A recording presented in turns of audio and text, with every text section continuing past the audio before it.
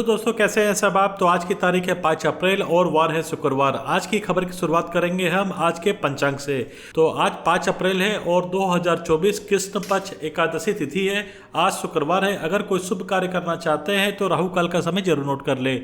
इस समय कोई शुभ कार्य न करे। आज राहु काल सुबह 10:49 से लेकर 12:24 तक रहेगा। जो नक्षत्र की बात करें तो आज धनिष्ठा नक्षत्र का योग है। चंद्रमा आज मकर राशि में संचार करेंगे। आज सूर्योदय सुबह 6:06 सुबह और सूर्यास्त 6:41 तक रहेगा। तो चलिए आज के दिन की शुरुआत करते हैं आज की टॉप 10 अहम खबर से। तो नंबर 1 की खबर पे आज हम बात करेंगे। तो आज भारत में समुद्री दिवस मनाया जा रहा है। अगर आपको जानकारी नहीं है तो मैं बताऊंगा कि 5 अप्रैल को भारत में राष्ट्रीय समुद्री दिवस का जश्न देश के समुद्री इतिहास में एक महत्वपूर्ण घटना थी, जो कि 1919 में एसएस लॉयल्टी की पहली यात्रा की गई थी।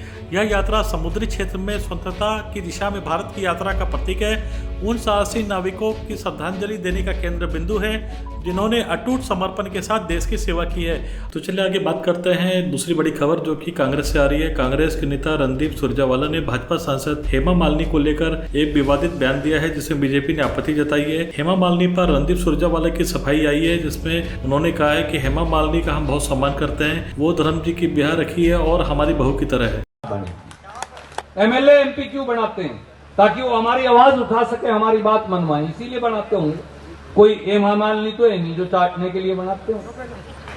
अभी शर्मनाक बयान के बाद तीसरी बड़ी खबर की बात करें तो वो आ रही कंगना रनावत पर, और उन्होंने अपनी टिप्पणी में कहा है कि बात मोहब्बत की दुकान खोलने की थी, लेकिन कांग्रेस नफरत की दुकान खोल बैठी है। महिलाओं के प्रति गिरी हुई सोच रखने वाले कांग्रेस के नेता अवश्य भावी हार की हताशा और कंठा में अपनी चरित्र का दिन ब दिन पतन कर रहे हैं। अब बात करते हैं चौथी बड़ी अहम खबर, जो कि कांग्रेस के गौरव वल्लभ से आ रही है। उन्होंने कांग्रेस के सारे पदों से इस्तीफा देकर उन्होंने भारतीय जनता पार्टी के पार्टी ऑफिस में जाकर उन्होंने बीजेपी को ज्वाइन कर लिया। उन्होंने कहा है कि सनातनी विरोधी नारे हम नहीं लगा सकते हैं। गौरव वल्लभ ने बताया कि उन्हें कांग्रेस क्यों छोड़ी। कांग्रेस पार्टी आज जिस प्रकार से दिशाहीन होकर आगे बढ़ रही है, उसमें मैं खुद को सहज महसूस नहीं कर पा रहा हूँ। मैं न तो सनातन विरोधी नारे लगा सकता हूं और न ही सुबह शाम देश के वेल्थ क्रिएटर को गाली दे सकता हूं। इसलिए मैं कांग्रेस पार्टी के सभी पदों को प्राथमिक सदस्यता से इस्तीफा दे रहा हूं। अब पांचवी बड़ी खबर, जो कि बिहार से आ रही है। बिहार में नरेंद्र मोदी जी की 4 अप्रैल को एक बड़ी जनसभा हुई, जिसमें मोदी ने क्या कहा सुनिए। बिहार के जुमई में उमड़ा ये जनसैलाब इस बात का साफ संकेत है कि लोकसभा चुनाव में भाजपा एनडीए को जनता जनार्दन का अपार आशीर्वाद मिलने जा रहा है। और उन्होंने कहा कि कांग्रेस और आरजेडी ने बिहार और बिहारी गौरव का हमेशा अपमान किया है। इसके एक नहीं अनेक उदाहरण है। देखिए उन्होंने अपनी रैली में क्या कहा। साथियों, कांग्रेस हो या आरजेडी, इन्होंने हर मौके पर बिहार और बिहारी गौरव का अपमान किया है। यही कांग्रेस और आरजेडी की जिसने कर्पूरी ठाकुर का अपमान किया था। अभी कुछ ही समय पहले हमारी सरकार ने बिहार के गौरव कर्पूरी ठाकुर को भारत रत्न दिया, तब भी इन लोगों ने उसका विरोध किया। इन्हीं लोगों ने रामनाथ कोविंद जी को राष्ट्रपति बनाने का विरोध किया। कांग्रेस और आरजेडी ने आदिवासी महिला द्रौपदी मुर्मू जी को राष्ट्रपति का चुनाव हराने के लिए पूरी ताकत लगा दी थी। 19 अप्रैल को आपको इन गरीब विरोधी लोगों को अपने वोट से हराना है। चुन चुन करके इनको साफ करना है। चलिए आगे बात करते हैं छठी बड़ी खबर, जो कि विशाखापट्टनम से आ रही है। विशाखापट्टनम के जीवीएमसी आयुक्त श्रीकांत वर्मा जी ने गर्मियों को लेकर चिंता जताई है, और उन्होंने देखिए क्या कहा है कि गर्मियों के करीब आते ही जीवीएमसी आयुक्त सीएम श्रीकांत वर्मा आईएएस ने पीने के पानी से संबंधित मुद्दों के समाधान के लिए टीएसआर कॉम्प्लेक्स में एक विशेष सेल की स्थापना की है। नागरिक सहायता के लिए एक मोबाइल नंबर जारी किया है, जो कि इस प्रकार है 9154109160। ये नंबर आप चाहे तो हमारे स्क्रीन से नोट कर लीजिए।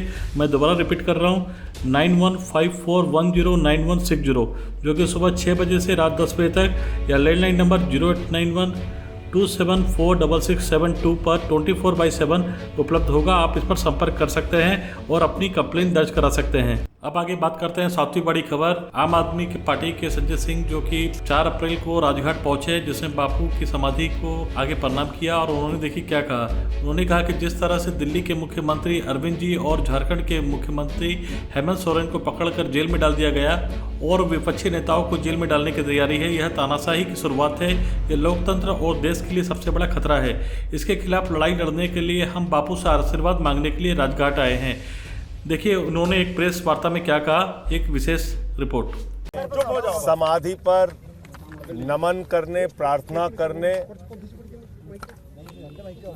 आशीर्वाद मांगने के लिए यहाँ आया था अपने साथियों के साथ, थोड़ा नीचे रखिए भाई, हमारे माननीय विधायकों के साथ। हमने बापू को हमेशा इसलिए याद किया कि उन्होंने अंग्रेजों के शासन के खिलाफ लड़ाई लड़ी। क्यों लड़ी? क्योंकि इस वक्त बोलने की आजादी नहीं थी, स्वतंत्रता के साथ जीने की आजादी नहीं थी, और इसलिए बापू ने इस देश को आजाद कराने के लिए अपना पूरा जीवन न्यौछावर कर दिया। आज आजादी के 77 साल के बाद ऐसी परिस्थिति इस देश में पैदा हो गई है। हम लोगों ने गांधी जी की समाधि पर यह प्रार्थना किया कि हे प्रभु, हे राष्ट्रपिता जी, आप जहां कहीं भी हैं, इस सरकार को भी सन्मति दें, इस सरकार को भी सद्बुद्धि दें कि वो इस देश के लोगों की आज़ादी के साथ, स्वतंत्रता के साथ, लोकतंत्र के साथ, संविधान के साथ खिलवाड़ करना बंद करे। आज जिस प्रकार से एक निर्वाचित मुख्यमंत्री, दिल्ली के 2 करोड़ लोगों के द्वारा चुने गए मुख्यमंत्री को पकड़ के जेल में डाल दिया गया, ये तानाशाही की शुरुआत है। एक निर्वाचित मुख्यमंत्री को झारखंड में जेल में डाल दिया गया और पता नहीं कितने विपक्षी मुख्यमंत्रियों के लोग पकड़ के जेल में डालने की तैयारी कर रहे हैं। ये इस देश के लोकतंत्र और संविधान के लिए बहुत बड़ा खतरा है और इसलिए हम सबको मिलकर लड़ना है। ऐसा ही आशीर्वाद मांगने के लिए बापू की समाधि पर हम लोग आए थे। तो चलिए आगे बात करते हैं 8वीं बड़ी खबर, जो कि आंध्र प्रदेश के पेंदुर्ती से आ रही है। पेंदुर्ती से आई मर्दाना श्रीनिवास राव के अनुसार एक टाटा वैन जो कि कथित तौर पर एक नींद में ड्राइवर चला रहा था, एक ट्रैफिक सिग्नल के पास एक स्थिर लारी से टकरा गई, जिसमें वैन में 3 यात्रियों की मौत हो गई और वैन में सवार 10 अन्य लोग गंभीर रूप से घायल हो गए। उन्हें इलाज के लिए किंग जॉन अस्पताल केजीएच ले जाया गया है।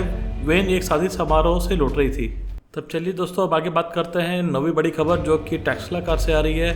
टेस्ला जो कि फाइनेंशियल टाइम्स की एक रिपोर्ट के अनुसार घरेलू विनिर्माण को बढ़ावा देने को प्रधानमंत्री नरेंद्र मोदी की योजनाओं को बढ़ावा देने के लिए इस 3 महीने में $3 अरब तक निवेश के साथ एक इलेक्ट्रिकल वाहन फैक्ट्री स्थापित करने के लिए भारत में स्थानों का पता लगाया जा रहा है। अब आगे बात करते हैं हम शेयर मार्केट की। तो शेयर मार्केट में सेंसेक्स 74,501.73 के अपने नए सर्वकालिक उच्च स्तर पर खुला, जो कि इसके पिछले बंद 73,876.82 से लगभग 1% अधिक है। दूसरी ओर निफ्टी की बात करें तो निफ्टी 50 अंक अपने पिछले बंद 22,434.65 के मुकाबले 22,592.10 पर खुला और जल्द ही लगभग 1% उछलकर 22,619 के अपने नए रिकॉर्ड उच्च स्तर पर पहुंच गया।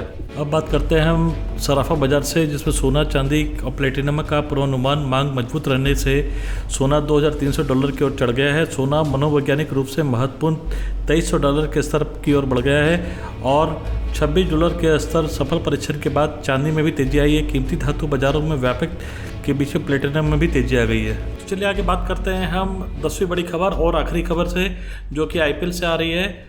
और डीसी बनाम केकेआर आईपीएल 2024 की हाइलाइट्स इस प्रकार है। सुनील रेनन और अंकग्रिस रघुवंशी और आंद्रे रसेल के शानदार प्रदर्शन की बदौलत केकेआर ने आईपीएल इतिहास में दूसरी सबसे बड़ी टीम का रिकॉर्ड दर्ज कर लिया है।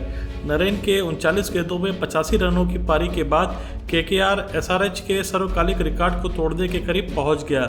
रघुवंशी ने 27 गेंदों पर 54 रन बनाए, जबकि आंद्रे रसेल ने 19 गेंदों पर 41 रन और रिंकू सिंह ने 8 गेंदों पर 26 रन ने असहाय डीसी के खिलाफ फिनिशिंग टच दे दिया। दर्शकों, आप देख रहे थे लैंड हिंदुस्तान, और अगर आपको ये खबरें अच्छी लग रही हो तो हमारे चैनल को सब्सक्राइब कीजिएगा, ज्यादा से ज्यादा लाइक और शेयर कीजिएगा। हम इसी तरह की खबरें आप तक पहुंचाते रहते हैं। धन्यवाद।